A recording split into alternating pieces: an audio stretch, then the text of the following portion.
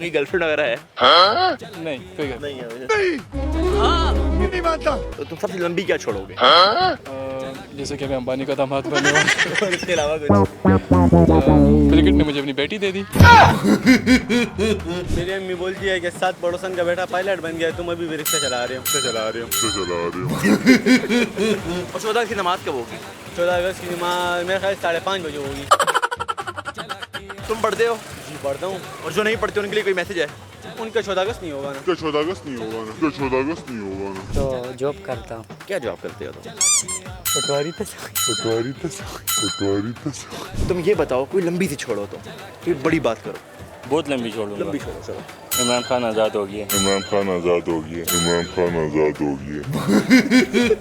हाँ, 14 अगस्त की नमाज उधर पढ़ेंगे किला बालिस्तान में।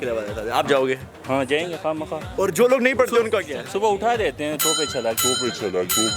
करीना कपूर ने मुझे कल कॉल की थी। अच्छा, क्या कहती है? कहती है मैं तुम्हारे साथ शादी करना चाहती हूँ।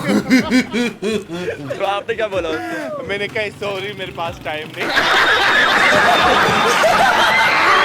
14 अगस्त की नमाज कब होगी? संडे को 14 अगस्त की नमाज पढ़ती हैं आप? कभी भी ना पढ़ूं। क्यों?